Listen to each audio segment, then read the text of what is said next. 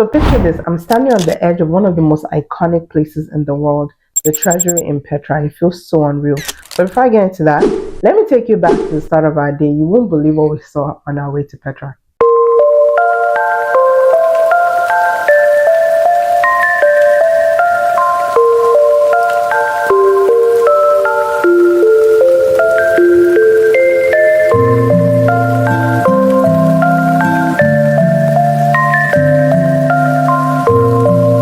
Good morning, good morning, good morning, good morning. Hi everyone, today is day 3 on the uttermost travel trip to Jordan. It's actually just a few friends, and we're in the Dead Sea region right now, so we're actually staying at the Hilton Dead Sea Spa. Beautiful property. We only were here less than 24 hours, so I wasn't able to capture too much. But anyways, day 3, and I'm going to take you along.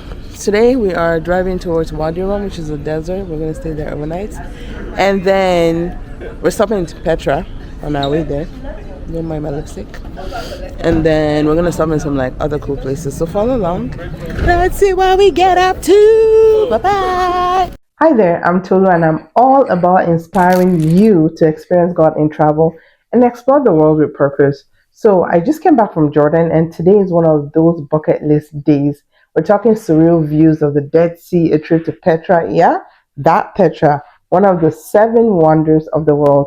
And we're ending the day glamping under the stars in Wadi Rum.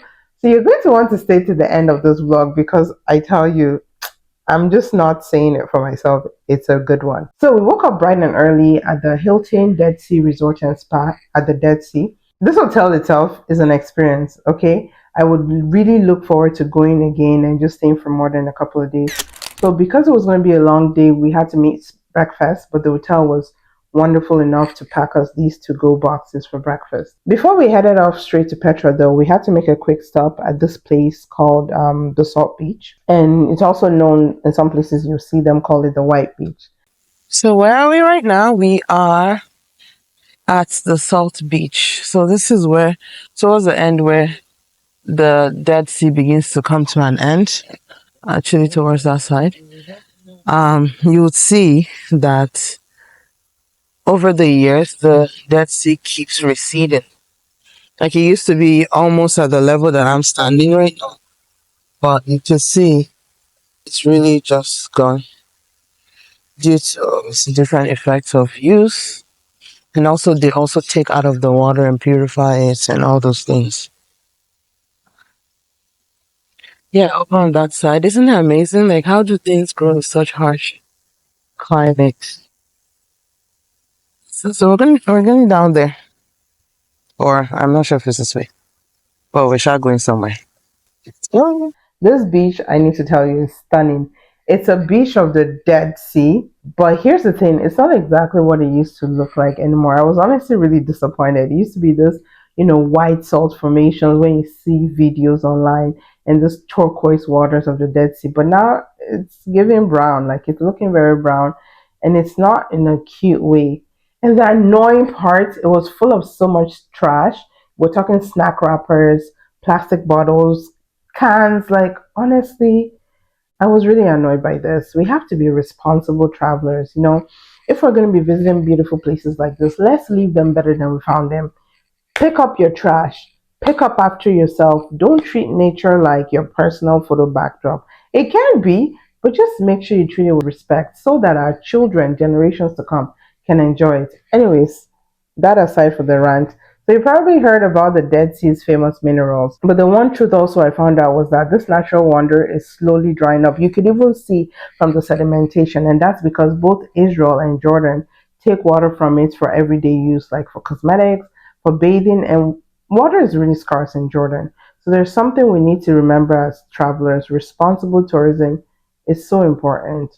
We should always leave a place better than we found it, and that goes for the natural wonders too. Anyways, I think I'm done with my rant. Let's get into it. So we got some stunning photos here. The photos are still beautiful. The view is still beautiful. It's still worth going. After soaking in the beauty of Salt Beach, we continued our journey to Petra, which was about a 2-hour drive from Salt Beach. Along the way, though, Taj, our driver slash local guide, shared some interesting facts about the Dead Sea, about the drying of it and all those stuff that I mentioned earlier. I'm here, nothing, but up the mountains there, snow. Oh, snow comes.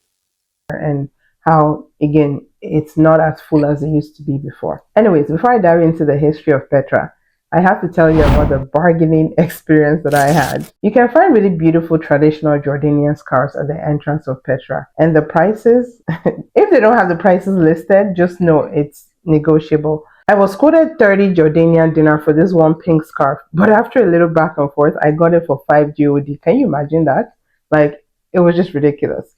Anyways, that's a pro tip for you. Don't settle for the first price you hear and always bargain down.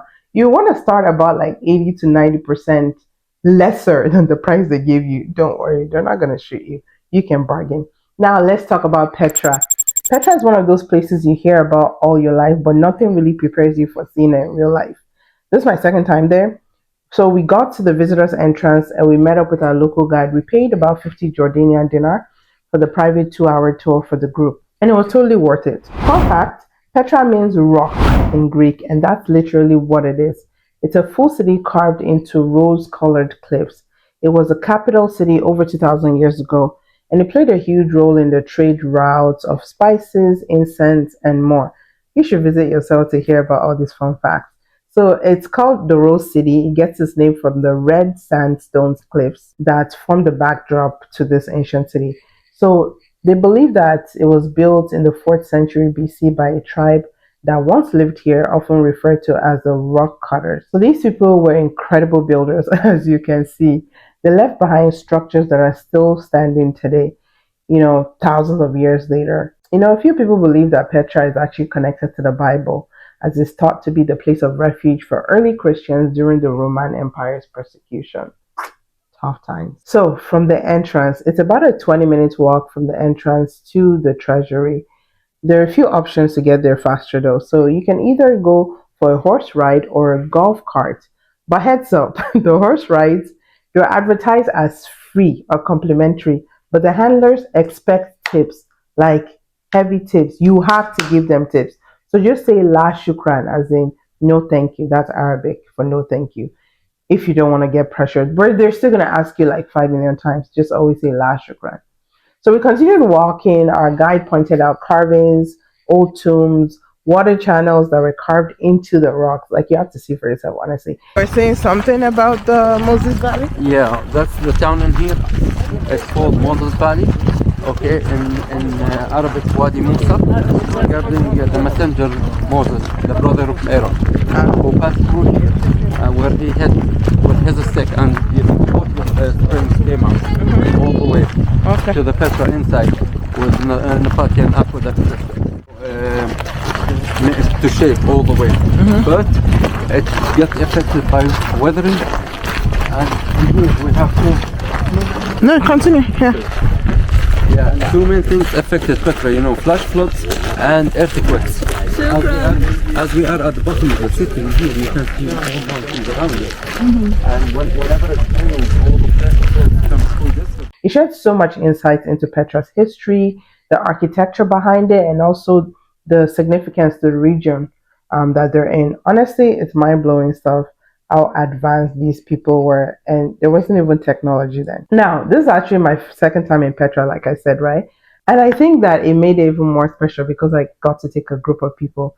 The first time was great, but the second time you notice some details that you missed in the first place. So this place honestly deserves more than one look. Like, I don't think I'll ever get tired. I'll definitely go back again. Anyway, so you turn the corner and boom, the magic, the treasury. It hits you differently. It's massive.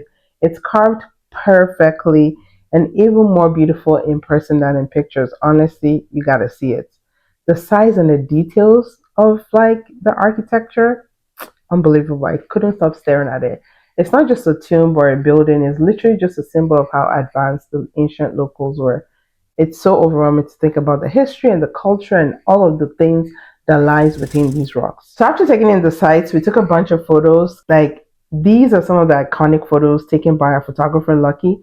Shout out to our amazing photographer Lucky for capturing some iconic moments. Make sure to follow him on Instagram at LuckyGrapher with 2 R's at the end. Trust me, you're gonna love his work. I'm looking forward to him taking more photos of Autumn's travel group trips. After soaking it all in, we headed out to lunch. Taj, our local driver and MVP on this trip, literally took us to Abu Elias restaurant. It's literally one of the best spots to eat in Petra. The food was Lebanese inspired and it was so good. We did family style. There were meats, fresh hummus, rice, salads. Everyone just had a great time. Each person paid about 11 Jordanian dinar, but it was so worth it. We were even privileged to sit at the table that the Queen of Jordan sat in when she visited the restaurant. So they gave us the Queen's table. Anyways, we wrapped up our time in Petra and from there we drove to Wadi Rum. Now, this is about a 2 hour drive. So after lunch, you expect we fell asleep on the way. But it felt like we were heading to another planet. It's like just waking up and it felt like you were in Mars. The landscape here is otherworldly. Red dunes, rocky, cliffs. They make you feel like you just stepped into Mars, like literally and figuratively. Wadi Rum is known for its glamping spots, and these bubble hotels, they're like something out of a dream. Again, my second time in Wadi Rum, you get to stay under the stars, the full view of the sky in comfort. We checked into our bubble hotel, yeah, bubble, like a giant see-through pod in the middle of the desert. This is where we'll be sleeping under the stars. But I'll save all of that for the next vlog because Wadi Rum deserves its own spotlight. Like today was one for the books, like from the surreal beauty of the salt beach to the awe-inspiring treasury at Petra.